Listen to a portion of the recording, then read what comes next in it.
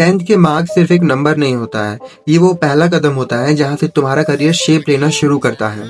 अगर आज सही स्ट्रेटेजीज बना ली तो कल आपको रिग्रेट बिल्कुल नहीं होगा। ये वीडियो तुम्हारे 2025 बोर्ड के लिए एक रोड मैप बनने वाला है। देखो बच्चों, मैं किसी भी टीचर या मोटिवेशन गुरु की तरह बिहेव नहीं करूंगा। मैं वो सीनियर हूँ जिसे तुम्हारी सारी प्रॉब्लम, सारी कंफ्यूजन पता है। जो स्ट्रेस तुम आज फील कर रहे हो, यानी स्ट्रेस ऑफ सिलेबस, पेरेंट का एक्सपेक्टेशन, ट्यूशन का टाइम और मोस्ट इम्पोर्टेंट वो है तुम्हारा मोबाइल का डिस्ट्रैक्शन, ये सब कुछ मैं समझता हूँ। लेकिन ये भी सच है, क्लास 10th बोर्ड एग्जाम तुम्हारी लाइफ का फर्स्ट बिगेस्ट टर्निंग पॉइंट होने वाला है और इसको तुम अंदर से स्ट्रॉन्ग प्लानिंग के साथ अगर हैंडल करोगे तो ये एक अपॉर्चुनिटी भी बन सकता है। आज का वीडियो तुम्हारे लिए एक chapter wise NCERT based road map है, जिसे तुम फॉलो करके तुम पूरा सिलेबस रिवाइज, समझ और पूरा मास्टर कर सकते हो। चलो शुरू करते हैं सब्जेक्ट बाय सब्जेक्ट और चैप्टर बाय चैप्टर। इस वीडियो को देखने के बाद आपको 90% लाने से कोई भी नहीं रोक सकता है और अगर आप इस वीडियो को अच्छी तरीके से देखते हैं तो 100% भी कोई बड़ी बात नहीं है। शुरू करते हैं मोस्ट इम्पोर्टेंट सब्जेक्ट से, जो कि है साइंस, यानी 100% एनसीईआरटी बेस्ड सब्जेक्ट। साइंस में एनसीईआरटी ही भगवान होता है। सबसे पहले बात करते हैं फिजिक्स की। फिजिक्स में मोस्ट इम्पोर्टेंट चैप्टर है लाइट एंड ह्यूमन आई। इसमें डायग्राम और न्यूमेरिकल इम्पोर्टेंट होते हैं, समझे। एनसीईआरटी के एग्जाम्पल बार बार पढ़ो और उनको रिवाइज करो। डेरिवेशन हमेशा याद रखो और उनको प्रैक्टिस करते रहो। फिर आता है केमिस्ट्री। केमिस्ट्री में इम्पोर्टेंट चैप्टर है केमिकल रिएक्शन और एसिड, बेस और सॉल्ट। 100% एनसीईआरटी से डायरेक्ट क्वेश्चन आता है इसी चैप्टरों से। रिएक्शन को अलग नोटबुक में लिख लो, प्लस सिंबल याद रखना बहुत ही इंपॉर्टेंट है। प्रीवियस ईयर के असर्शन रीजन क्वेश्चन एक बार देख कर जाना, क्योंकि उनसे भी कुछ क्वेश्चन बन सकते हैं। फिर आता है बायोलॉजी। बायोलॉजी में life process, control and coordination and heredity. Diagram बहुत ही इंपॉर्टेंट होते हैं, ठीक है। एक एक लाइन एनसीईआरटी की अंडरलाइन करते रहो, एग्जाम वहीं से बनता है। एक काम करो, बायोलॉजी के लिए हर चैप्टर के लिए 20 MCQs खुद बना लो, जो तुमको लग सकता है कि ये पेपर में आएगा क्वेश्चन। साइंस में 70% पेपर एनसीईआरटी के अंदर से आता है बच्चों, उसी को बार बार रिवाइज करो। कोचिंग वाले नोट्स के भरोसे मत रहो, क्योंकि कोचिंग वाले नोट आपको कंफ्यूज करते हैं। आपको करना है इस चैनल को फॉलो, ठीक है, अभी सब्सक्राइब कर लो, क्योंकि आपको बहुत ही इंपॉर्टेंट टिप्स आपकी पेपर तक सब कुछ मिल जाएगा। Even important question, chapter explaining, सारी कुछ चीजें आपको यहीं मिल जाएगी। और इस वीडियो के बाद आपको एक प्रॉपर गाइड भी मिल जाएगा क्लास 10th के लिए। नेक्स्ट सब्जेक्ट की बात करते हैं, वो है मैथ्स। मैथ्स में फॉर्मूला और प्रैक्टिस, यही सब कुछ होता है। मैथ्स का एक ही मंत्र होता है बच्चों, रट्टा मत मारो, समझो और प्रैक्टिस करो। इसमें चैप्टर वाइज प्लानिंग देखो। मोस्ट इंपॉर्टेंट चैप्टर है real numbers, polynomials, quadratic equation. इन सभी में फॉर्मूला को पक्का याद कर लो। Triangles, coordinate geometry, areas and volumes, इसमें डायग्राम प्लस लॉजिक समझना बहुत इंपॉर्टेंट है। स्टैटिक्स और प्रोबेबिलिटी, इजी मार्क्स इसमें मिल सकते हैं, तो इनको बिल्कुल भी स्किप मत करना, छोड़ना बिल्कुल नहीं। डेली रूटीन के लिए आप कर सकते हो, रोज 1 घंटा सिर्फ मैथ्स के लिए रखो। एक चैप्टर पिक करो, उसके 15 क्वेश्चन सॉल्व करो, रैंडमली 50 क्वेश्चन सॉल्व करो, ठीक है। हर गलती को मिस्टेक कॉपी में लिख लो, ये रिवीजन के टाइम में बहुत मदद करने वाला है। नेक्स्ट सब्जेक्ट की तरफ बढ़ते हैं, वो है सोशल साइंस। यानी एक बार अगर स्टोरी समझ ली तो पूरा चैप्टर याद हो जाएगा। देखो बच्चों, एसएसटी बोरिंग नहीं होती है, बस समझने वाली होती है। सबसे पहले बात करते हैं हिस्ट्री की। हिस्ट्री में nationalism in India most important chapter है। इसमें गांधी जी का रोल, इम्पोर्टेंट इवेंट्स, टाइमलाइंस सब याद रखो। मैप वर्क के लिए यूट्यूब से रेफरेंस ले लो, प्लस प्रिंट आउट लेकर मार्क लगाना शुरू कर दो। फिर आता है सिविक्स।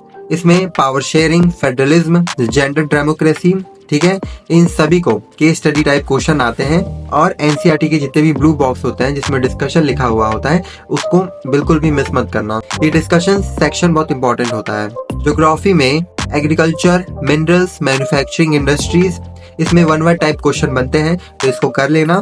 फिर एक रजिस्टर बना लो जिसमें ईच चैप्टर यानी एक पेज समरी और उसके मैप्स, पूरे चैप्टर को एक पेज में समराइज करके लिख लो, ठीक है। बहुत बड़ी बात नहीं है, आप किसी भी गूगल या फिर कोई भी एआई टूल का यूज कर सकते हो। 1 मिनट के अंदर आपको सारा चैप्टर समराइज मिल जाएगा। नेक्स्ट सब्जेक्ट की बात करते हैं, वो है इकोनॉमिक्स। इकोनॉमिक्स में मोस्ट इम्पोर्टेंट चैप्टर है sector of economy, globalisation, development. इसमें रियल लाइफ से रिलेट करो और याद हो जाएगा पूरा चैप्टर।